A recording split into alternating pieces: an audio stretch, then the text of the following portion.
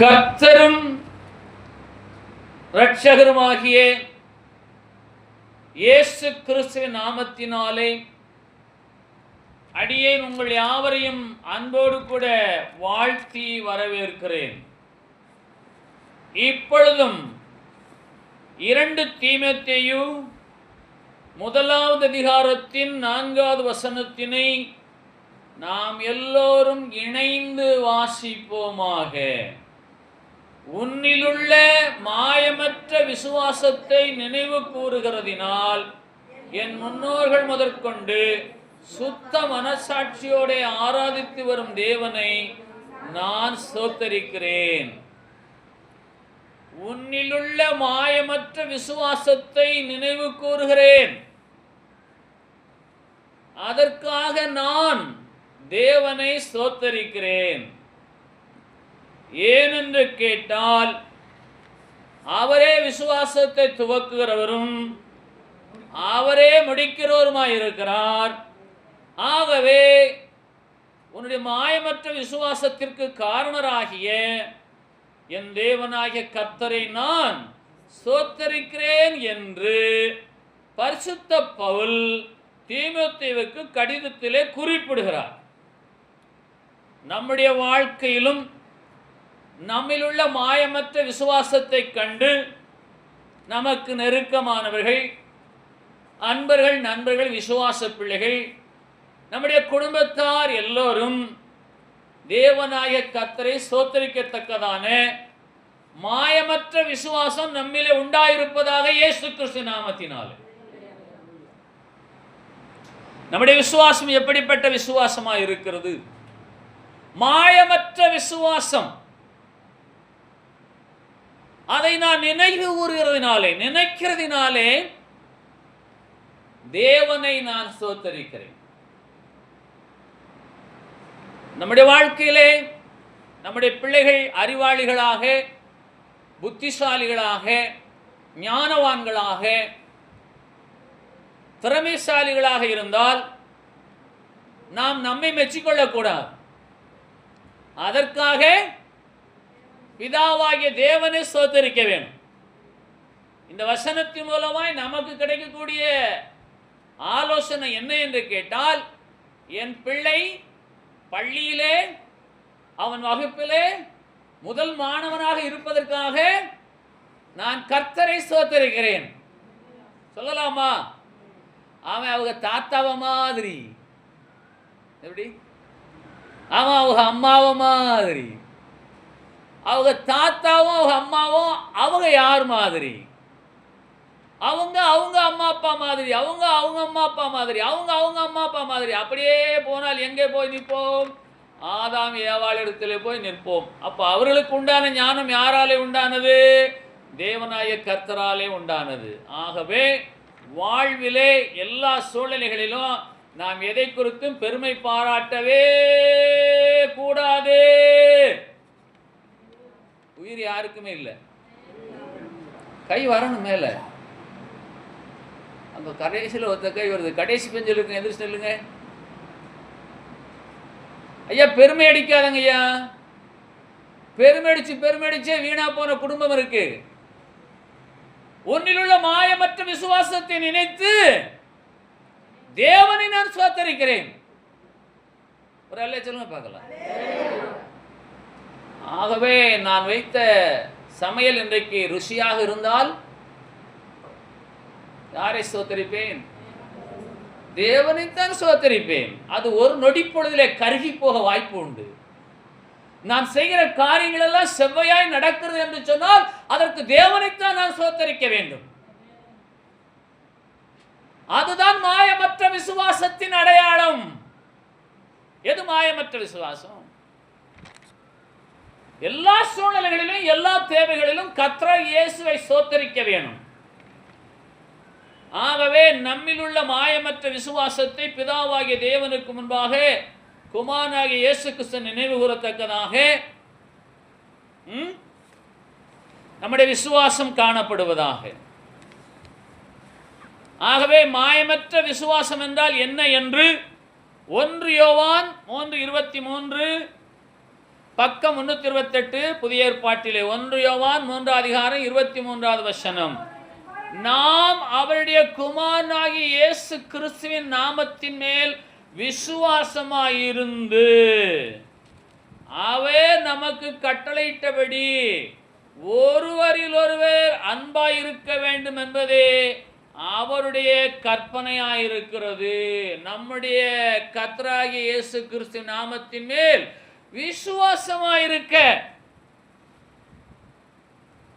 ஒருவரில் ஒருவர் அன்பாயிருக்க, மாயமற்ற விசுவாசம் உண்டாயிருப்பதாக.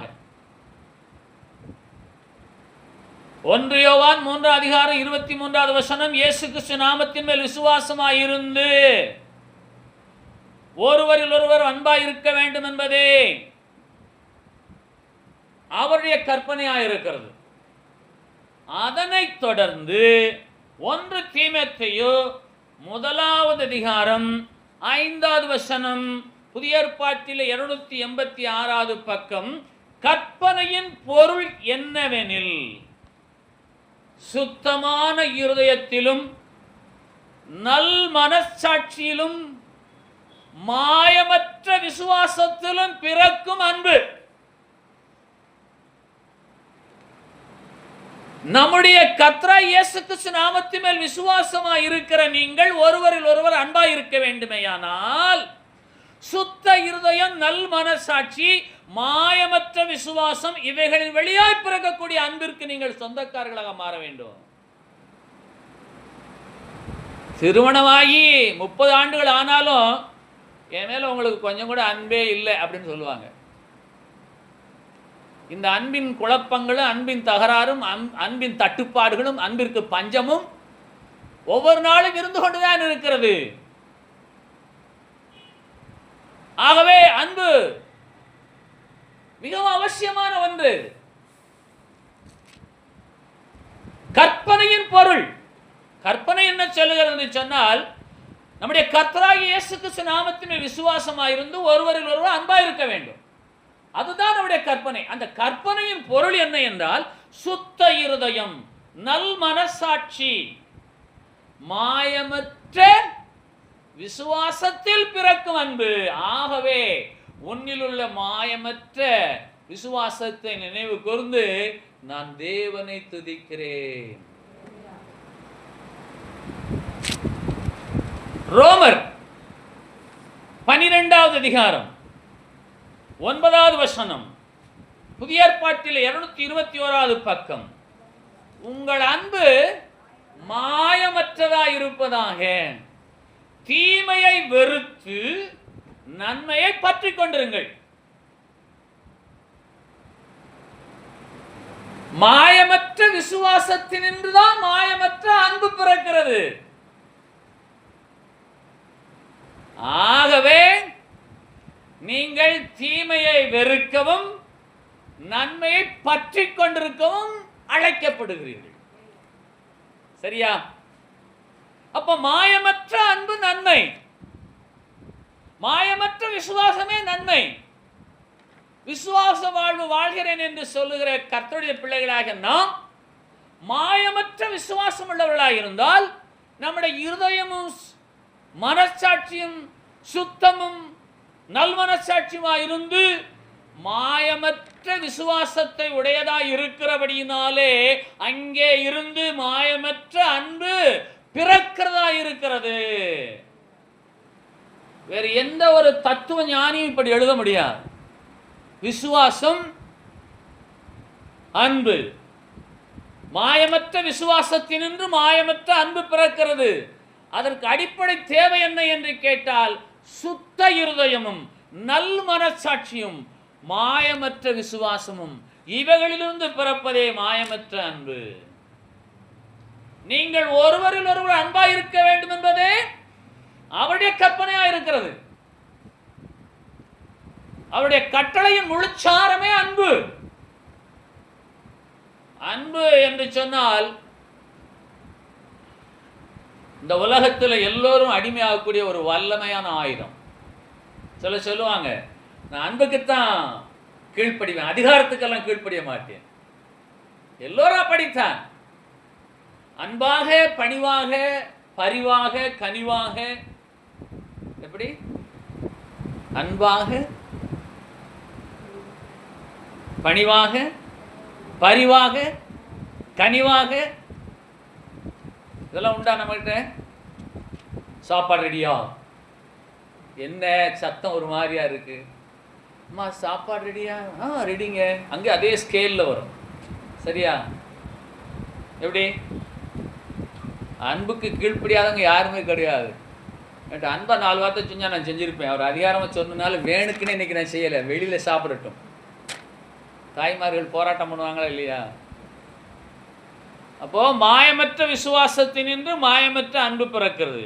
அப்போது கணவன் மனைவி மேலே வைக்கிற அன்பு மாயமற்றதாக இருக்க வேணும். அதற்கு அடிப்படை மாயமற்ற விசுவாசம் கர்த்தராகி இயேசுவின் மேலே இருக்க வேணும். மாயமற்ற விசுவாசம் கர்த்தரா இயேசுவின் மேலே இருக்க வேணும். அது எப்படி என்று கேட்டால், நான் அன்பிலே குறைபட்டால் என் இயேசு என்னை கண்டிப்பார். அது அவருக்கு பிடிக்காது, அது அவருக்கு வெறுப்பு.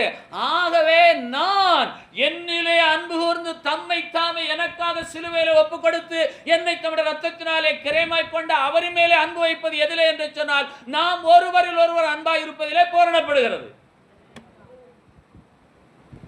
இந்த உங்க மேல நான் அன்பாவே இருக்கேன்னு சொல்லி எப்பவுமே வீட்டில் அமைதியாலாம் பேச முடியாது. கண்டிச்சு பேசக்கூடிய நேரமும் வரும். கண்டிச்சு பேசிட்டு ஒரு 2 செகண்ட் இடைவெளி விட்டு மறுபடியும் அன்புக்கு வந்துடணும். முதல்ல வம்பு, பின்பு அன்பு, பின்பு வன்பு, பின்பு அன்பு. ரொம்ப அமைதியாக இருக்கீங்க. எப்படி நீங்களா வீட்டு சண்டையை போட மாட்டீங்களா? சண்டை போடலாம், எதுவும் பாத்திரம் பண்டம் டேமேஜ் ஆகாமல் பொருட்கள் உடையாமல் சண்டை போடணும். சண்டை போட சொல்லிக் கொடுக்கன்னு நினைக்காதங்க. ரொம்ப நல்லவங்க நடிக்கக்கூடாது, வெளிப்படையாக தான் பேசு. கவனிக்கீங்களா? மனக்கசப்பு வந்தாலும் அந்த மனக்கசப்பு அதிகமாக இல்லாமல் கர்த்தராகிய இயேசு கிறிஸ்து நாமத்தின் மேல் விசுவாசம் உள்ளவர்களாய், மாயமற்ற விசுவாசத்துடைய கிறிஸ்தவனாய் மாறி என் அன்பு மாயமற்றதாய் காணப்படும்படிக்கு கடந்து வந்த வசனங்கள் நம்மை பக்குவப்படுத்துகிறது. இயேசு கிறிஸ்து மேலே மாயமற்ற விசுவாசம் இருந்தால் மாயமற்ற அன்பு நம்மிலிருந்து வெளிப்பட்டு கொண்டே இருக்கும். ஏன்? அவருக்கு இது பிடிக்காது. நான் அவரை விசுவாசிக்கிற தேவப்பிள்ளை என்று சொல்லிக்கொண்டு நான் இப்படி இருக்கக்கூடாது என்று சொல்லி எனக்குள்ளாக இருக்கிற என்னை நானே பரிசீலித்து பார்த்து நானே மனம் திரும்ப உள்ளான மனுஷன் பேசுவான். ஆகவே உன்னில் உள்ள மாயமற்ற விசுவாசத்தை நினைவு கூர்ந்து நான் தேவனை ஸ்தோத்தரிக்கிறேன் என்று சொல்லுகிறதை போல உங்க வீட்டுக்காரரு உங்களை பார்த்து சொல்லணும், உன்னில் உள்ள மாயமற்ற விசுவாசத்தை நான் கண்டு நான் தேவனை ஸ்தோத்தரிக்கிறேன். சொல்லுவாரா? உங்க வீட்டுக்காரம்மா சொல்லணும், உம்மில் உள்ள மாயமற்ற விசுவாசத்தை நான் கண்டு தேவனை ஸ்தோத்தரிக்கிறேன். உம்மை எனக்கு கணவனாக கொடுத்த அந்த புரோக்கருக்கு நன்றி சொல்லுகிறேன். உன்னை எனக்கு மனைவியாய் கொடுத்த உங்க தகப்பனாருக்கு நான் நன்றி சொல்லுகிறேன். சொல்லலாமா சொல்லக்கூடாதா? இப்ப நான் பச்சையா சொல்ல போறேன். பொய் கிறிஸ்தவர்கள், மாய்மால கிறிஸ்தவர்கள் வாழ்க்கையில் அன்பு இருக்காது. இயேசு கிறிஸ்து அவர் இன்றைக்கு நம்ம அன்பாகவே இருந்து நம்மை நடத்துகிறபடினாலே தான் இந்த வருஷத்தின் 8வது மாதத்தின் 2வது நாளிலே ஜீவன் பலனோடு இருக்கிறோம். உண்மை. விசுவாசத்தில் பூரணப்பட்டவர்களா? அன்பிலே நிரம்பி விழுகிற பாத்திரமா? உண்மையுண்டா? எல்லாவற்றும் இருக்கிறோம், உண்டு. ஆனால் பூரணப்படாத உண்மை, பூரணப்படாத அன்பு, பூரணப்படாத விசுவாசம். ஆகவே இன்றைக்கு இந்த 2 தீமோத்தேயு 1 வசனத்தின்படி என்னிலுள்ள மாயமற்ற அன்பை இயேசு நினைவு கூறுவாரா? மாயமற்ற விசுவாசத்தை, மாயமற்ற அன்பை. விசுவாசம் எப்படி? எதுவும் வேணும்னா ரொம்ப விசுவாசமா இருப்பாங்க, எல்லாம் கிடைச்சிச்சுன்னா ஆமா அப்படிம்பாங்க. எப்படி? ஆகவேதான் ரோமரில் சொல்லப்படுகிறது, உங்கள் அன்பு பக்கத்தில் உள்ளவங்க பார்த்து சொல்லலாமா? வேலையை பாருங்க, ஒரே அடியா என்ன வம்பிழுக்கீங்க? உங்கள் அன்பு மாயமற்றதாக இருப்பதாக. உங்கள் அன்பு மாயமற்றதாக இருப்பதாக. அன்புதான் இன்ப ஊற்று என்று உலகம் சொல்லுகிறது. அன்பே சிவம் என்று உலகம் சொல்லுகிறது. அன்பு கடவுள் அல்ல, கடவுள் அன்பானவர். புரியுமா? அன்பு கடவுள் அல்ல, கடவுளே அன்பானவர். God is love. Love is God அல்ல. தேவனுடைய சுபாவம் அன்பு. அப்ப உங்களுடைய சுபாவம் தெய்வீக சுபாவமாக மாற வேண்டுமேயானால் அதற்கு தேவை மாயமற்ற விசுவாசமும் மாயமற்ற அன்பும். உண்டா? யாருமே இந்த பூமியில் ரொம்ப நாளைக்கு இருக்க போறது கிடையாது. அதனால இருக்கிற வரைக்கும் கூடுமான வரைக்கும் விட்டு கொடுத்து மனம் திரும்பி பணிந்து அனுசரித்து அன்பாய் வாழ கற்றுக்கொள்ளுங்கள். நாளைக்கு நேரம் நம்மள எங்கே இருப்போம்? எங்கே இருப்போமோ அங்கே இருப்போம். நாளை மறுதினம் எங்கே இருப்போம்? அடுத்த மாதம் இதே நாளில் எங்கே இருப்போம்? வேறுவேளை பெட்டிக்குள்ளே இருப்போமோ? யாருக்கு தெரியும்? வசனங்கள் பொய்த்து போகாது. உங்கள் அன்பு மாயமற்றதாக இருப்பதாக. அது அப்படியே திருப்பி என் அன்பு மாயமற்றதாக இருப்பதாக. என் அன்பு மாயமற்றதாக இருப்பதாக. அதற்கு தேவை என்ன? மாயமற்ற விசுவாசம். நம்முடைய கர்த்தராகிய இயேசு கிறிஸ்து நாமத்தின் மேல் வைக்கிற மாயமற்ற விசுவாசமே மாயமற்ற அன்பை நம்மிலே கொண்டு வரும். அது எப்படி நடைமுறை வாழ்க்கையிலே சாத்தியம் என்று சொன்னால், நான் உண்மையிலே கர்த்தராகிய இயேசு விசுவாசிக்கிற தேவப்பிள்ளை, நான் உண்மையிலே அவர் விசுவாசிப்பது உண்மையானால், மாயமற்ற விசுவாசம் என்னிலே உண்மையாக இருப்பது உண்மையானால், நான் மாயமற்ற அன்பை வெளிப்படுத்த வேண்டும். சரியா? அதனால நீங்க எவ்வளவு கடினமான ஒரு நபரையும் உங்கள் அன்பினாலே சாதிக்க முடியும், அன்பினாலே வயப்படுத்த முடியும். ஆகவேதான் ரோமர் 12வது அதிகாரத்தின் 9வது வசனம் அற்புதமாய் தனியாக ஆவியாகிய கடவுள் எழுதி வைத்திருக்கிறார். நீங்கள் நன்மையை பற்றி கொண்டிருங்கள். அது என்ன நன்மை என்று சொன்னால், உங்கள் அன்பு மாயமற்றதாக இருப்பதாக, தீமையே உங்களை அணுகாது. உங்கள் அன்பு மாயமற்றதாக இருப்பதாக, தீமையை வெறுத்து விடுங்கள், நன்மையை பற்றி கொண்டிருங்கள். ஆகவே மாயமற்ற விசுவாசம், மாயமற்ற அன்பு. வழக்கத்தின்படியே யோபு புஸ்தகத்தில் தான் நிறைய திருப்புமுனையான வசனங்களை எல்லாம் கர்த்தர் வைத்திருக்கிறார். ஒரு விவேகியாக இருந்து தனக்குத்தானே பிரயோஜனமாக இருப்பதினாலே தேவனுக்கு பிரயோஜனமாக இருப்பானோ? இந்த மாதிரி வசனம் வேற எந்த நூலிலும் இல்லை. வேதாகமத்தில் உள்ள பிற அதிகாரங்களிலே யோபுவிலே தான் இப்படி ஒரு கேள்வி இருக்கிறது. ஒரு மனுஷன் விவேகியா இருந்து தனக்குத்தானே பிரயோஜனமாக இருக்கிறதுனாலே தேவனுக்கு பிரயோஜனமாக இருப்பானோ என்று. அதே போல இன்றைக்கு யோபு 11:11 வாசிக்கிறோம், மனுஷனுடைய மாயத்தை அவர் அறிவார். யாருக்குமே இதெல்லாம் உணர்த்தியா இல்லை போல். சில இடங்களில் போய் பிரசங்கம் பண்ணல அல்லேலூயான்னு கத்திறாங்க. அது நல்ல சபை, அந்த மக்களுக்கு ஒரு உணர்வு உண்டாகுது.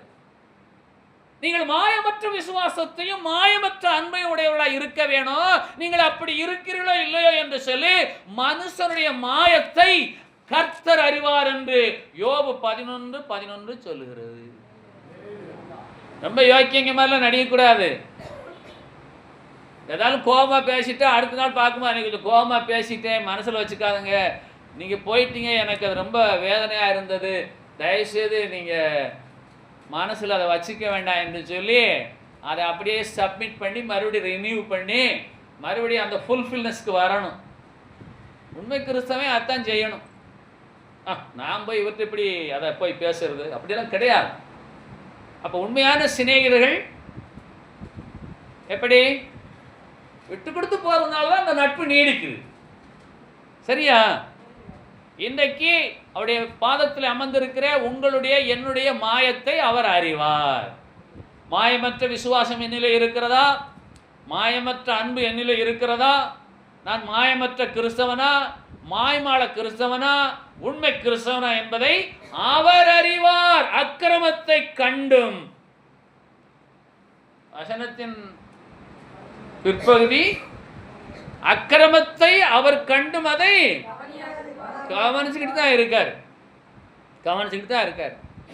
நீங்கள் செய்கிற அக்கிரமம் அநியாயம் எல்லாத்தையும் அவர் கண்டுக்கிட்டு தான் இருக்கார். டீ போட சொன்னால் என்ன செய்யறது? ஆமாம், அவருக்கு மட்டும் பால் ஊற்றினா போதும், நிறுத்து அங்கே வை, பிறகு குடிப்போம். நம்ம அக்கிரமத்தை அவர் கவனியாது இருப்பாரோ? நீங்கள் உங்கள் வீட்டுக்காரருக்கு டீ கொடுத்தீங்கன்னா உங்கள் அன்பை அந்த டீயில் கலந்து கொடுக்கணும். அதை கர்த்தர் கவனிக்கிறார். நீங்கள் அதை அன்பை கலக்கிறீங்களா வம்பை கலக்கிறீங்களா என்று உங்கள் வீட்டுக்காரரும் கவனிக்கிறார். டீ என்ன தண்ணியாக இருக்குது, அங்கே இருந்தது அவ்வளோதான், உங்களுக்கு தெரியாதா? எல்லாம் கவனிங்க. கிறிஸ்தவ வாழ்க்கை என்பது சும்மா அப்படியே பேசிட்டு போகிற வாழ்க்கை கிடையாது. மனப்பாடம் பண்ணி வசனத்தை ஒப்பிக்கிறது வாழ்க்கை கிடையாது. நடைமுறையில் வாழ்வு தான் கிறிஸ்தவ வாழ்வு. யார் மேலும் எந்த கசப்பும் இல்லாமல் ஒரு திறந்த மனதோடு இருந்தால் உங்களுக்கு தான் நல்லது. உங்களுக்கு வியாதி வராது, உங்களுக்குள்ள சமாதானம் இருக்கும், உங்களுடைய நித்திரை இன்பமா இருக்கும்.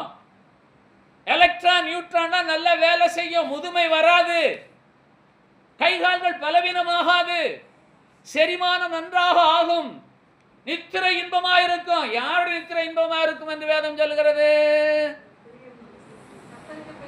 நீதிமானுடைய நித்திரை இன்பமா இருக்கும். அந்த நீதிமான் யார்? குமாரன் இயேசு கிறிஸ்துவை விசுவாசிக்கிறவன். அந்த விசுவாசம் எப்படிப்பட்ட விசுவாசம்? மாயமற்ற விசுவாசம். அவனிலே மாயமற்ற விசுவாசம் இருக்கிறபடினாலே அதை தேவனாகிய கர்த்தர் கவனித்து அவனுக்குள்ளாக சமாதானத்தை ஊற்றுகிறார். ஏமாத்தெல்லாம் பண்ணி வாழவே முடியாது. ஏமாற்று கிறிஸ்தவர்கள் அநேகர். தைரியமாக சொல்லுவேன், மாய்மால கிறிஸ்தவர்கள். உண்மையிலேயே ஒருவர் மேல் ஒருவர் அன்பா இருந்தால் நீங்கள் யாரை பார்த்தாலும் முதலாவது உங்கள் முகத்திலே ஒரு புன்முறுவல் உண்டாகும். மனுஷனை எப்படி பார்க்கறானா, கரடியை பார்க்குற மாதிரி, குரங்க பார்க்குற மாதிரி எந்த பிடுங்கிட்டு போயிடுவானோ. இப்போ எங்க உங்க முகத்தில் ஒரு புன்முறுவலை காட்டுங்கள். அது என்னன்னு எனக்கு தெரியாது, நீங்க வாட்டுக்கு முறுவல் வருவல்ங்கிறீங்க. புன்முறுவலை காட்டுங்களேன். தான் பார்க்கணும்.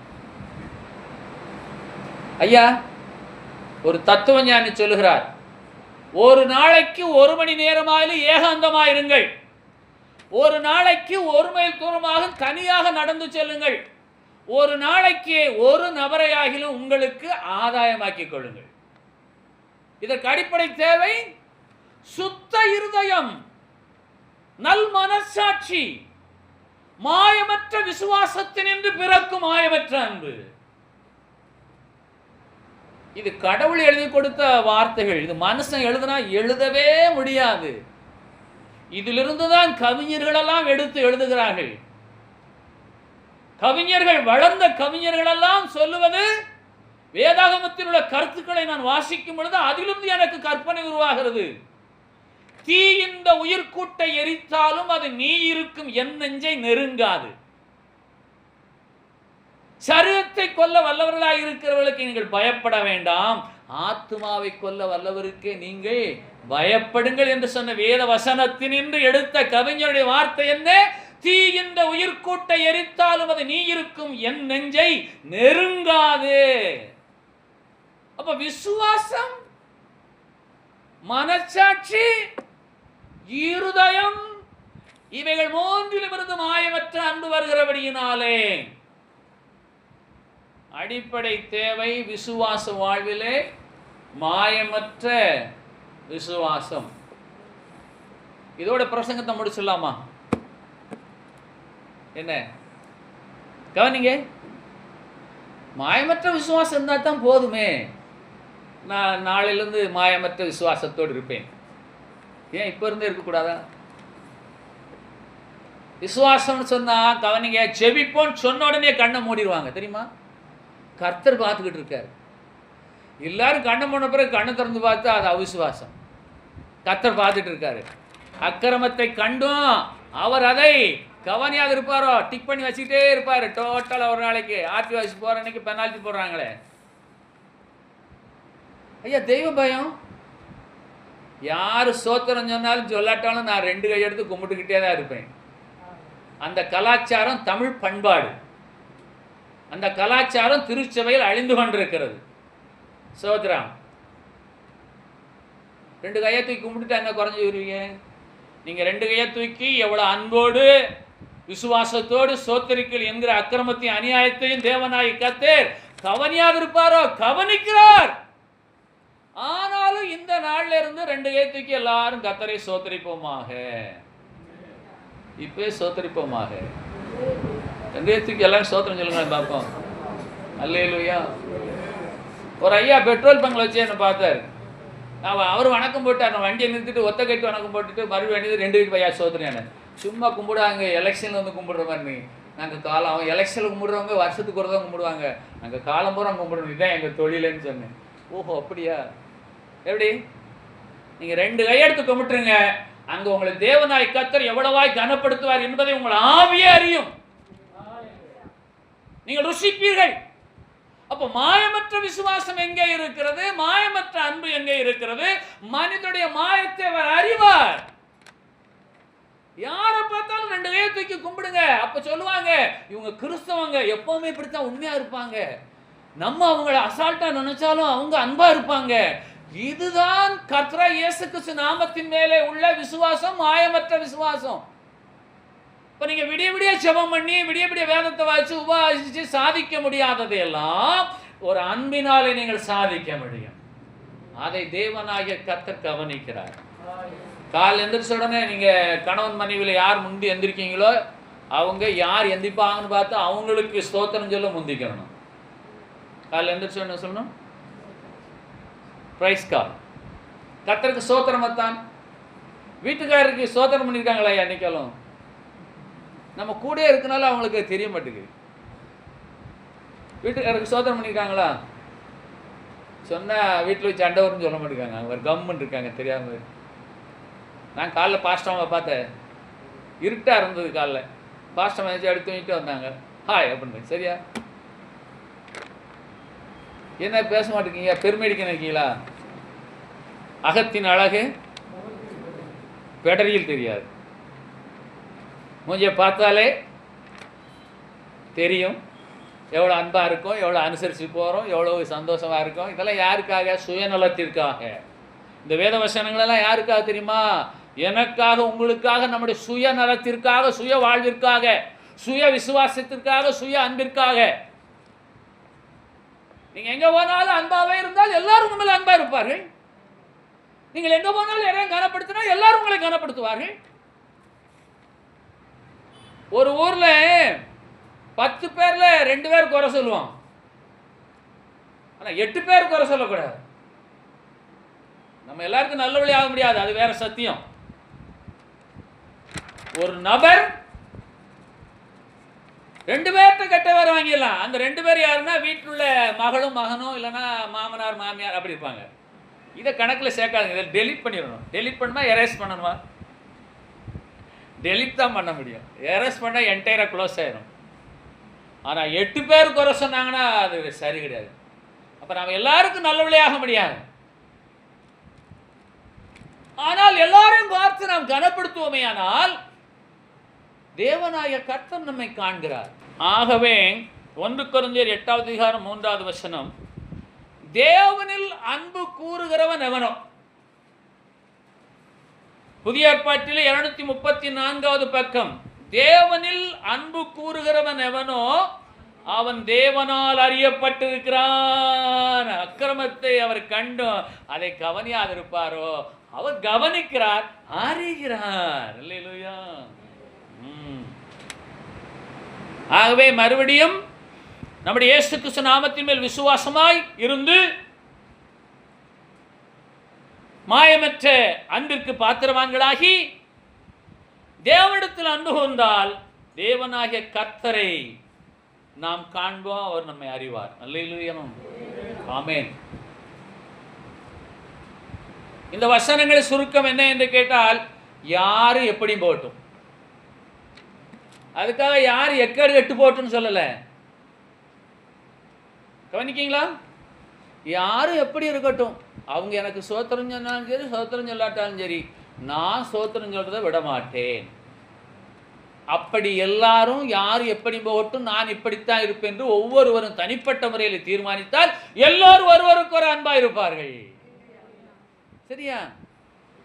இந்த வீட்டை சுத்தப்படுத்துறதுல ஒரே ஒரு நபர் மட்டும் சுத்தம் பண்ணிட்டே இருப்பார், அது தெரியாது. அவர் ஒரு நாளைக்கு எனக்கு என்ன யாருமே சுத்தப்படுத்த மாட்டேங்காங்க, நானும் சுத்தப்படுத்தாமல் போட்டேன்னு சொன்னால் வீடு என்ன செய்வோம்? குப்பையாகி போகும். அது யாருன்னா அம்மா. இந்த படுத்ததை எடுத்து மடிக்குதுகளா இது? இந்த புத்தகத்தை தூக்கி அடுக்குதுகளா இது?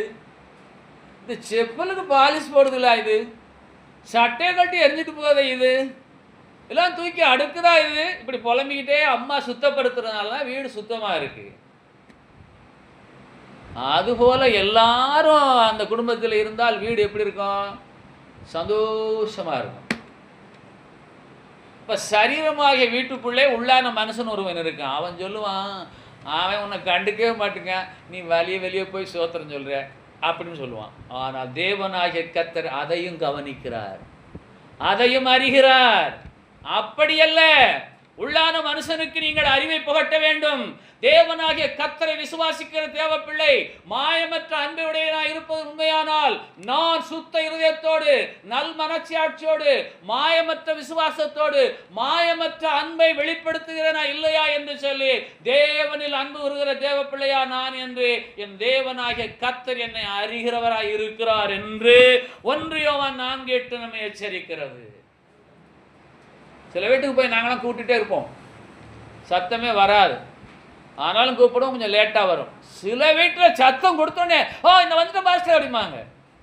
எல்லா இடத்துலையும் ரெஸ்பெக்ட் பண்ணுவாங்களா? எல்லா இடத்துலையும் நம்ம கனப்படுத்துவாங்களா?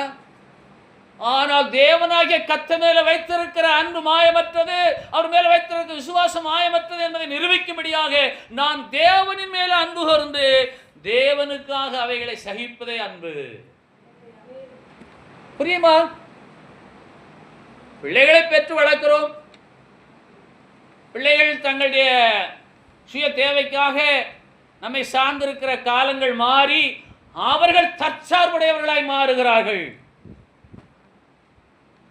நம்மை சார்ந்திருந்த அவர்கள் இப்பொழுது தற்சார்புடையவர்கள். எப்படி என்றால் சுயமாக பிரயாணம் பண்ண முடியும், சுயமாக தன் தேவைகளை தேர்ந்தெடுத்துக் கொள்ள முடியும், சுயமாக அவர்கள் தங்கள் வாழ்க்கையை நடத்திக் கொள்ள முடியும், சுயமாக சம்பாதிக்க முடியும். இப்பொழுது அவர்கள் நம்மேலே வைத்திருக்கிற அன்பின் அளவை நாம் அளந்து பார்ப்போமேயானால் அது குறைந்து காணப்படும். உண்டா? ஆனாலும் நாம் யாரிடத்தில் சொல்லுவோம்? இயேசுவிடத்தில் தான் மறுபடியும் வர வேண்டும். புரியுமா? ஆகவே 1 கொரிந்தியர் 13:8 சொல்லுகிறது, அன்பு ஒரு காலம் ஒழியாது. 1 கொரிந்தியர் 13:8 அன்பு ஒரு காலம் ஒழியாது. இது எந்த அன்பு? தேவனாகிய கர்த்தர் நம்மேல வைத்திருக்கிற அன்பு. 1 கொரிந்தியர் 13 இருக்கிறது. இது அன்பின் அதிகாரம். கடவுள் நம்மேல வைத்திருக்க அன்பு ஒழியாத அன்பு. கடவுள் நம்மேல வைத்திருக்க அன்பு ஒழியாத அன்பு. அது தெய்வீக அன்பு, அது நிலையான அன்பு, அது நிரந்தரமான அன்பு, அது நித்தியமான அன்பு. ஆகவே அப்படிப்பட்ட தேவனாகிய கர்த்தருடைய நாமத்தின் மேல் விசுவாசம் உள்ளவர்களாய் நீங்கள் மாயமற்ற விசுவாசத்திலும் மாயமற்ற அன்பிலும் நீங்கள் தேவனாகிய கர்த்தரில் அன்பு கூர்ந்தால் அவர் உங்களிலே அன்பு கூர்ந்து இந்த பூமியிலே இருக்கிற சகல காலங்களிலும் உங்களை பொறுப்படுத்தி நடத்த வல்லவர் அவர் ஒருவரே. ஏனென்றால் அவருடைய அன்பு ஒழியாத அன்பு. அன்பு ஒரு காலம் ஒழியாது என்று சொன்னால் அது மனுஷிய அன்பு அல்ல, அது தேவனுடைய தெய்வீக அன்பு, மாறாத அன்பு, நித்தியமான அன்பு, நிரந்தரமான அன்பு, அனாதி தேவனுடைய அன்பு. அன்பு ஒழிய வேண்டுமேயானால் அவர் ஒழியணும். அவர் ஒழிவாரா? நம் தகப்பனார் நம்மேல வைத்த அன்பு, நம் தாய் நம்மேல வைத்த அன்பு இன்றைக்கு இல்லை. இருக்கா இல்லையா? ஏன் இல்லை? அவர்கள் இல்லை, அந்த அன்பு இல்லை. அப்ப குடும்ப வாழ்க்கையில சொல்லுகிறமே, என்னதான் இருந்தாலும் எங்க அம்மா இருந்தா எனக்கு இந்த நிலை வந்திருக்காது, எங்க அப்பா இருந்தா நேரம் வந்து செலவு கொடுத்திருப்பாரு, அந்த அன்பை நான் இழந்து விட்டேன். ஏன் இழந்தேன்? ஏன் ஒழிந்தது? அவர்கள் ஒழிந்தார்கள், அது ஒழிந்து போனது, அவருடைய அன்பு ஒழிந்து போனது. ஆனால் நம்முடைய தேவனாகிய கர்த்தர் மரணமே இல்லாதவர், நித்தியமானவர். அவருடைய அன்பு ஒழிய வேண்டுமே, ஆனால் அவர் ஒழிய வேண்டாம். அவர் எப்படி ஒழிவார்? ஆகவே அவரிலே அன்பு கூறுவனோ ஒரு காலம் ஒழிந்தே போக மாட்டான். அப்படிப்பட்ட மனைவியை, பிள்ளைகளை, குடும்பத்தை, ஐக்கியத்தை தேவனாகிய கர்த்தர் அவனுக்கென்று உருவாக்குவார். இதனுடைய சாரம் என்ன என்று கேட்டால், யாருடைய அன்பும் தணிந்து போகும். அக்கிரம மிகுதியினாலே அநேகருடைய அன்பு தணிந்து போகும். உங்கள் அன்பு மாயமற்றதாக இருப்பதாக. நீங்கள் மாயமற்ற விசுவாசத்தை உடையவர்களாக இருந்து நீங்கள் ஒருவருடன் அன்பாக இருந்தால் உங்களுடைய அன்பு ஒளியாத அன்பாக இருக்கிறபடியாலே ஒளியாத தேவனுடைய அன்பு உங்கள் மேலே ஊற்றப்படும். உங்களுக்கு ஒரு பரலோக வாழ்வு இந்த பூமியிலேயே உண்டாகும். யாருக்கெல்லாம் விருப்பம்? உங்களுக்கு வீட்டில் நல்ல உயரமான இருக்கைகள், படுக்கைகள், உணவு முறைகள், வாழ்வு முறைகள் எல்லாம் இருந்தாலும் அங்கே இருக்க வேண்டிய உயர்வான ஒரு நற்பண்பு அன்பு. நீங்கள் எதுக்கு அதில் உட்காருறீங்க? அந்த சேர்ல எல்லாம் நீங்கள் உட்காரக்கூடாது. அது உங்களுக்கு இல்லை, அது எங்கள் அப்பா வந்தால் உட்காருவார். நீங்கள் எதுக்கு அந்த கட்டிலெல்லாம் படுக்கிறீங்க? அந்த தட்டை நீங்கள் எடுக்கக்கூடாது. எல்லாமே இருக்கு, ஆனால் இருக்க வேண்டியது இல்லையே. அதனால வாழ்வு முறை எதில் உயர்வு வித்தியாசப்படும் என்று சொன்னால் அன்பிலே தான். அல்லேலூயா. இந்த அன்பினாலே நமக்கு கிடைக்கக்கூடிய எல்லா பொருட்களும் என்ன செய்யணும்னா, மூளையை முதலாவது மழுங்காமல் சாகாமல் உயிரோடு பார்த்து கொள்கிறது. மெயின் ப்ராசஸ் அதுதான். நல்லா கவனிங்க. முக்கியமான ரசாயன கலவை, ரசாயன வேலை என்ன என்று கேட்டால், மூளையில் எந்த குழப்பமும் இல்லாதனால அவங்களுக்கு எந்த ஒரு வியாதியும் வராது. அப்போ மூளையை செவ்வையாக வைக்கணும்னு என்ன செய்யணும்? நான் உண்மையிலேயே கிறிஸ்தவனான்னு பார்க்கணும். நான் உண்மையிலேயே அவர் மேலே விசுவாசம் வச்சுருக்கான்னு பார்க்கணும். இந்த உலகத்திலேயே ரொம்ப கிரிமினலாக இருக்கிறவங்களே கிறிஸ்தவங்க தான் இருக்காங்க. ரொம்ப மேலோட்டமாக உள்ளன்று வைத்து புறமன்று பேசுவதெல்லாம் இவங்க தான். ஆவிலெல்லாம் நிரம்புவாங்க, அந்நிய பாஷையெல்லாம் பேசுவாங்க, 70 வானம் வரைக்கும்லாம் போவாங்க. ஆனால் ஒரு விசுவாசியை பார்த்தா மூஞ்சி திருப்பிக்காங்க. இவங்களுக்கு வேறு பைபிள், அவங்களுக்கு வேறு பைபிள், இவங்களுக்கு இயேசு கிறிஸ்து, அவங்களுக்கு இயேசு கிறிஸ்துவோட தம்பி. என்னையா உலகம்? என்ன கிறிஸ்தவ வாழ்வு? எந்த கிறிஸ்தவனை பார்த்தாலும் நீங்கள் மனம் திறந்து சந்தோஷமாக சோத்திரம் பண்ணுங்க சொல்லுவீங்களா? ஒரு சபை விசுவாசியை பார்த்து பேசுகிறதே இல்லைங்கிற காலத்தில் நம்ம இருக்கிறதுனால எந்த கிறிஸ்தவ பிள்ளையை பார்த்தாலும், எந்த கிறிஸ்தவர்கள் அல்லாதவர்களை பார்த்தாலும் நீங்கள் மனம் திறந்து முகமலச்சோடு 2 கையை தூக்கி ஒரு வணக்கத்தை சொன்னீங்கன்னா கர்த்தராகிய தேவன் அங்கே கிரியை செய்ய தொடங்குவார். நீங்கள் ஆசீர்வாதமாக இருப்பீர்கள். அல்லேலூயா. ஆகவே அன்பு ஒரு காலம் ஒழியாது என்று சொன்னால் அது தேவனாகிய கர்த்தர் நம்மேல வைத்திருக்கிற அன்பு ஒழியாத அன்பு. அன்பின் தன்மைகளை பாருங்கள். 1 கொரிந்தியர் 13:4 நீடிய சாந்தம், தயவு, பொறாமையின்மை, தன்னை புகழாது, இருமாப்பா இராது. அன்புள்ளவருடைய தன்மை நீடிய சாந்தம். 1 கொரிந்தியர் 13:4 தயவு, பொறாமையின்மை, தன்னை புகழாது, இருமாப்பா இராது, அயோக்கியமின்மை, தற்பொழிவை நாடாது, சினமடையாது, தீங்கு நினையாது, அநியாயத்து சந்தோஷப்படாமல் சத்தியத்தை சந்தோஷப்படும், சகலத்தையும் தாங்கும், சகலத்தை விசுவாசிக்கும், சகலத்தையும் நம்பும், சகலத்தையும் சகிக்கும். இத்தனை பண்புகள் யாரிடத்தில் இருக்கிறது? யாரிடத்தில் இருக்கு? கடவுளுக்கு தான் இருக்கு. ஆனால் அவர் தான் அப்போ அன்புள்ள கடவுள். ஒரு அன்புள்ள கடவுளுடைய தன்மைகள் எல்லாமே இருக்கிறது. மனுஷனிடத்தில் இது உண்டா?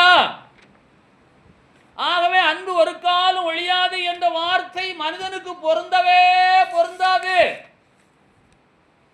அது தேவனாகிய கர்த்தருக்கு மாத்திரமே பொருந்தும். அவர் அன்பு கடவுள், அதே வேளையில் அவர் நீதி கடவுள். அறிந்து கொள்ளுங்கள், அவர் அன்பாகவே இருந்து என்னை ஆசீர்வதித்துக் கொண்டே இருப்பார் என்று நினைத்தால் நீங்கள் ஏமாந்து போவீர்கள். அன்பு கடவுளாகிய அவர் நீதி கடவுளாயிருந்து நியாயாசனத்தில் அமர்ந்திருக்கையில நியாய தீர்ப்பு நாளிலே என்னுடைய கிரிக்கு தக்கதாக அவர் பலன் கொடுக்கும்படியாக அவர் அக்கிரமத்தை கண்டும் அதை கவனியாதிருப்பாரோ? மனுஷனுடைய மாயத்தை அவர் அறிவார். அக்கிரமத்தை கண்டு அவர் கவனியாக இருக்க மாட்டார், கவனிப்பார். அன்பு கடவுள், அதே வேளையிலே அவர் நீதி கடவுள். ஆகவே மனிதன் மரிப்பதும் பின்பு நியாய தீர்ப்படைந்து அவனுக்கு நியமிக்கப்பட்டிருக்கிறது. மரணத்துக்கு பின்பாக நேரடியாக நியாய தீர்ப்பு. மனம் திரும்புதலுக்கான ஒரு கால அவகாசம் கிடையவே கிடையாது. ஆகவே இன்றைய ரட்சிப்பின் நாள் மனம் திரும்புவதற்கேற்ற நாள். இன்றே மனம் திரும்ப அழைக்கப்படுகிறோம். என் கணவன் மேலே நான் வைக்கிற அன்பு, என் மனைவின் மேலே நான் வைக்கிற அன்பு, என் பிள்ளைகள் என் மேலே வைக்கிற அன்பு, இதுதான் முதல் அன்பு. புரியுமா? அன்பு முதலாவது கணவன் மேலே மனைவி வைக்கிற அன்பு, மனைவி மேலே கணவன் வைக்கிற அன்பிற்கு பெயர் நேசம். சொல்லுங்க, நேசம். அதான் பைபிள்ல மணவாளனை குறித்து வேதம் என்ன சொல்லுகிறது? அவர் என் நேசர், என் மணவாளன். நேச மணவாளன், நேசம். கணவன் மேலே மனைவி வைக்கிற அன்பும், மனைவி மேலே கணவன் வைக்கிற அன்பும் நேசம். கணவனும் மனைவியும் பிள்ளைகள் மேலே வைக்கிற அன்பு பாசம். மனிதன் கடவுள் மேலே வைக்கிற அன்பு பக்தி. நண்பர்கள் ஒருவருக்கொரு வைக்கிற அன்பு சிநேகம். நண்பர்கள் பள்ளிக்கூடத்திலே நண்பர்களாக இருந்தவர்கள் கல்லூரியிலே நண்பர்களாக இருக்க மாட்டார்கள், கலைந்து போயிருப்பார்கள். ஏன்னா சிறுபிள்ளையாக இருக்கையில் அவனிடத்தில் அன்பு வளர வளர குன்றி போய் நிதானித்து அவன் வாலிபனாகி நமக்கு இவன் தான் ஏற்றவன் என்று சொல்லி அவன் மேலே அன்பு கூறுவான். அவன் வாலிபனாயிருந்து வேலைக்கு சென்ற உடனே அந்த அன்பு மாறி போகும். திருமணமானதுக்கு பின்பு அவனை கண்டுகொள்ளவே மாட்டான். ஆகவே இந்த நட்பு, இந்த நண்பர்கள், இந்த நண்பிகள், இவருடைய அன்பெல்லாம் நிரந்தரமற்றது. உங்க கிளாஸ்ல படிச்சவங்களாம் இருக்காங்களா? உங்க கூட படிச்சவங்களாம் இப்பவும் இருக்காங்களா? காலேஜில் படிச்சவங்க, ஸ்கூல்ல படிச்சவங்க, வேலை இருக்கா, ட்ரைனிங்ல இருந்தவங்க இருக்காங்களா? அவனுடைய அன்பெல்லாம் இருக்கா? ஆனால் நம்ம ஈன்றெடுத்த தாயின் அன்பும் தகப்பனின் அன்பும் மாறாத இருக்க காரணம் என்ன என்று கேட்டால், அல்லேலூயா, அவருடைய ரத்தம். அதே போல இயேசுவின் ரத்தம் என்னை கிரயமாய் கொண்டபடினாலே அந்த ரத்தத்தினாலே வந்த அன்பு மாறாதா இருப்பதாக, உங்கள் அன்பு மாயமற்றதா இருப்பதாக, அக்கிரம மிகுதியினால் உங்கள் அன்பு தணிந்து போகாது இருப்பதாக. அக்கிரமம் என்றால் என்ன? கிரமமான வாழ்வு வாழ வேண்டிய நீங்கள் கிரமமாய் வாழவில்லை என்று சொன்னால் அது அக்கிரமம். அசுத்தம் என்றால் என்ன? சுத்தமா இருக்க வேண்டிய நீங்கள் சுத்தம் இல்லாமல் போனால் அசுத்தம். நியாயமா இருக்க வேண்டிய நீங்கள் நியாயமா இல்லை என்று சொன்னால் அது அநியாயம். அப்ப நியாயப்படி நாம் யார் மேலே முதலாவது அன்பு கூற வேண்டும்? யார் மேல அன்பு கூற வேண்டும்? இயேசுவின் மேலே. இன்னும் என் உடன்பிறந்த சகோதரன் ரட்சிக்கப்படவில்லை, ரட்சிக்கப்பட்ட என் உடன்பிறந்த சகோதரி இன்னும் மனம் திரும்பவில்லை. கடந்த வாரத்தில் ஒரு ஐயாவை சந்தித்து அவர் சொன்னார், நான் கிறிஸ்தவன் தான், ஆனாலும் ஒரு 4 வருஷங்களாகத்தான் நான் உண்மையிலேயே இயேசுவுக்கு என்னை ஒப்பு கொடுத்திருக்கிறேன் சொல்லுகிறார். ஏன்னா ஒரு டேனிங்கான வார்த்தை பாருங்க. குடும்பமா சர்ச்சுக்கு போவோம், எல்லாருமே சபையில எல்லாம் இருப்போம், ஆனால் நான் ஒரு 4 ஆண்டுகளாகத்தான் என்னை இயேசுவுக்கு என்று நான் கொடுத்திருக்கிறேன். இப்போது என்னால் உண்மையா இருக்க முடிகிறது. நான் தவறு வழியே இல்லை, தவறுதான் எண்ணங்களே எனக்கு கிடையாது, நான் அவருக்காக வாழ விரும்புகிறேன் என்று வைராக்கியமாக சொல்லுகிறார். ஆகவே அவர் நம்மேலே அன்பு கூர்ந்து தம்முடைய ரத்தத்தினால் நம்மை கிரயமாய் கொண்டிருக்கிறார். நம்மை மாத்திரம் அவர் கிரயமாய் கொண்டிருக்கிறார் என்று சொன்னால் நம்மேலே அவர் வைத்த அன்பின் அளவு அளவிட முடியாத அன்பு. ஏன் இன்னும் என் அண்ணன் ரட்சிக்கப்படவில்லை, இன்னும் ரட்சிக்கப்பட்ட என் அக்கா மனம் திரும்பவில்லை, என் உறவுக்காரர்களை ஆழத்தில் இயேசுவை ஏற்றுக்கொள்ளவில்லை என்று சொன்னார். இயேசு உங்களை தனியாக நேசிக்கிறார், உங்களை அளவு கடந்து நேசிக்கிறார். அவர் உங்களை வைத்த அன்பு அளவிட முடியாதது. அப்படிப்பட்ட தேவனாய் கர்த்தர் மேலே மாயமற்ற விசுவாசம் வைக்கவும் மாயமற்ற அன்பு வைக்கவும் வேதம் உங்களையும் என்னையும் அழைக்கிறது. அல்லேலூயா. இயேசு கிறிஸ்து யூதாசை பார்த்து என்ன சொன்னார் சொல்லுங்க? சிநேகிதனே என்று சொன்னார். என்ன அன்பு அது? என்ன அன்பு? அவருக்கு தெரியும் 12 சிஷ்யர்களை இவன் தான் என்ன கொடுக்க போறான். ஆனாலும் அவனை ஒரு நாள் என்ன செய்யல, ஒண்ணுமே சொல்லல. காரணம், எப்ப சிலுவைக்கு போகணும் அப்பதான் போக முடியும், எப்ப என்ன காட்டி கொடுத்தா அப்படித்தான் காட்டி கொடுக்க முடியும். இதனுடைய சாரம் என்ன என்று கேட்டால், என் வாழ்க்கையில் எது நடந்தாலும் பிதாவாகிய தேவனுக்கு தெரியாமல் ஒன்றுமே நடக்காது என்ற அந்த மாயமற்ற விசுவாசமே. 1 பேதுரு 1:22 புதிய ஏற்பாட்டிலே 318 பக்கம். ஆகையால் நீங்கள் மாயமற்ற சகோதர சிநேகம் உள்ளவர்களாகும்படிக்கு ஆவியினாலே சத்தியத்திற்கு கீழ்ப்படிந்து உங்கள் ஆத்துமாக்களை சுத்தமாக்கி கொண்டவர்களாய் இருக்கிறபடியினாலே சுத்த இருதயத்தோடு ஒருவரில் ஒருவர் ஊக்கமான அன்பு கூறுங்கள். அல்லேலூயா. எப்படி அன்புங்க?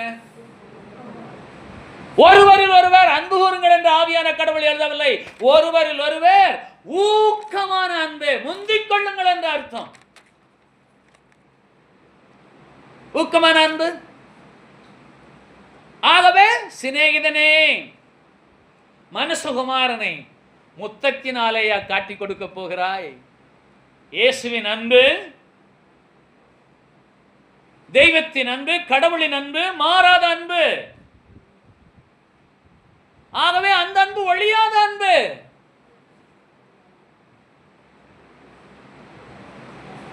ஆகவே நீங்கள் மாயமற்ற சகோதர சிநேகம் உள்ளவர்களாகும்படி 1 பேதுரு 1:22 நீங்கள் மாயமற்ற சகோதர சிநேகம், நீங்கள் மாயமற்ற சகோதரிகள் சிநேகம் உண்டா? அப்ப மாயமற்ற விசுவாசம் 2 தீமோத்தேயு 1:4 மாயமற்ற விசுவாசம். மாயமற்ற அன்பு 1 தீமோத்தேயு 1:5 மாயமற்ற சகோதர சிநேகம் 1 பேதுரு 1:22 இப்படியாக கலாத்தியர் 5:6 சொல்லுகிறது, கிறிஸ்து இயேசுவிடத்தில் விருத்த சேதனமும் விருத்த சேதனம் இல்லாமையும் ஒன்றுக்கு உதவாது, அன்பினால் கிரியை செய்கிற விசுவாசமே உதவும். மாயமற்ற விசுவாசம் உள்ளவர்கள். இந்த வசனத்தை சற்றே நாம் கவனிக்க வேணும். மாயமற்ற உவாசம் உடையவர்கள் அல்ல. அதுக்காக உவாசம் என்று தவறு என்று சொல்லக்கூடாது. உவாசம் யாருக்குன்னா பிசாசு பிடிச்சவங்களுக்கு உவாசம் தான் பிசாசு போகும். அது வேற டாபிக், அது வேண்டாம். மாயமற்ற உவாசம் என்றோ, மாயமற்ற ஜெபம் என்றோ, மாயமற்ற வேத வாசிப்போ என்று வேதம் சொல்லவில்லை. எப்படி என்று கேட்டால், இந்த வேதத்தை வாசிக்க தெரியாத பிள்ளைகள் இருக்கிறார்கள், கல்வி அறிவு இல்லாதவர்கள். உபவாசிப்பதற்கு நேரமே இல்லை, எனக்கு விடுமுறையே கிடையாது என்று சொல்லுகிற பிள்ளைகள் இருக்கிறார்கள். வேதத்தை வாசிக்க எனக்கு நேரமே இல்லை என்று சொல்லுகிற பிள்ளைகள் எல்லாம் இருக்கிறார்கள். இந்த பிள்ளைகள் எல்லோருமே அன்பினால் கிரியை செய்கிற விசுவாசத்தை உடையவர்களாக இருந்தால் அந்த விசுவாசம் அவர்களுக்கு உதவும். புரிஞ்சுதா? அதனால முழு வேதத்தையும் 10 தடவை வாசிச்சிருப்பாரு, ஆனால் விசுவாசம் இருக்காது, இன்னும் சந்தேகம் இருக்கும். முழு வேதத்தையும் மனப்பாடமா சொல்லுவாரு, அன்பு இருக்காது, சகோதர சிநேகம் இருக்காது. மாயமற்ற சகோதர சிநேகம் உண்டா? ஆகவே தான் வசனம் என்ன சொல்லுகிறது? இயேசு கிறிஸ்துவிடத்தில், கிறிஸ்து இயேசுவிடத்தில் விருத்த சேதனமும் விருத்த சேதனம் இல்லாமை ஒன்றுக்கு உதவாது என்று சொன்னார். நான் அவருக்காக இதை விட்டு விட்டேன் என்று சொல்வதால் ஒரு பிரயோஜனம் கிடையாது. விருத்த சேதனம் என்றால் சரீரத்திலிருந்து அகற்றப்பட வேண்டிய ஒரு பகுதியை அகற்றுவது. என்னில் இருந்து அகற்ற வேண்டிய எல்லாவற்றையும் அகற்றி விட்டாலும் என்னிலே அன்பு இல்லை என்று சொன்னால் அது எனக்கு உதவாது என்று கலாத்தியர் 5:6 சொல்லுகிறது. ஆகவே கிறிஸ்து இயேசுவிடத்தில், இயேசுக்காக நான் ஞாயிற்றுக்கிழமையெல்லாம் சாப்பிட்றதே இல்லைங்க, அதுக்கு அடுத்த நாள் அதுக்காக சேர்த்து வளைச்சி நல்லா சாப்பிடுவேங்க. 40 நாள் உபவாசத்தில் ஒரு நாள் கூட மீனே சாப்பிட மாட்டாங்க. எப்படா முடியும்னு பார்த்து அதுக்கடுத்து 60 நாளைக்கு மீனாகத்தான் சாப்பிடுவேங்க. இதனாலே ஒரு பிரயோஜனமும் இல்லை. பொட்டு வைக்க மாட்டேங்க, பூ வைக்க மாட்டேங்க. வேதத்தில் சொல்லவே கிடையாது. நல்லா சாப்பிட்டுட்டு உண்மையாயிரு அன்பாயிரும் தான் இயேசு சொல்றார். இவங்க தங்களை தாங்களே ஒடுக்குகிறவர்கள். பிரயோஜனம் என்ன? அறிவு வளரணும், ஆள் வளர்ந்து பிரயோஜனம் இல்லை. எப்படி? பெரிய பந்தாவெல்லாம் பண்ணக்கூடாது. நீங்களாக இருங்கள். கர்த்தருடைய ஆவியானவர் உங்களை எப்படி நடத்துகிறாரோ அந்த நடக்கைக்கு நீங்கள் ஒப்பு கொடுங்கள். சாப்பிட்டு வந்து உட்காந்தா உட்காருங்க, தூக்கம் வந்தால் தூங்குங்க. நான் போகிற சத்தத்தில் நீங்கள் தூங்கவே முடியாது. கால் நீட்டணுமா கால் நீட்டிக்கோங்க, சோரில் சாயணுமா சோரில் சாஞ்சுக்கோங்க. ஆனால் பக்கத்தில் பார்த்து பேச மட்டும் கூடாது. கவனிக்கணும் வேத வசனம் என்ன, எதுக்காக? விருத்த சேதனமும் விருத்த சேதனம் இல்லாமையும் ஒன்றுக்கு உதவாது. அன்பினால் கிரியை செய்கிற விசுவாசமே உதவும். அந்த விசுவாசம் எப்படிப்பட்ட விசுவாசம்? மாயமற்ற விசுவாசம். அந்த மாயமற்ற விசுவாசத்தின் பிறக்கும் அன்பு மாயமற்ற அன்பு. அந்த மாயமற்ற அன்பின் பிறக்கக்கூடிய சிநேகம் மாயமற்ற சிநேகம். ஆகவே தான் இயேசு கிறிஸ்து மாயமற்ற சிநேகம் உள்ள தேவனுடைய குமாரன் நான் என்பதை நிரூபிக்கும்படியாக தன்னை காட்டிக் கொடுக்க போகிற சிலுவைக்கு செல்லலுக்கு வழியா இருக்கிற யூதாசை பார்த்து கேட்கிறார், சிநேகிதனே என்று அழைக்கிறார். முழங்கால் படியும்.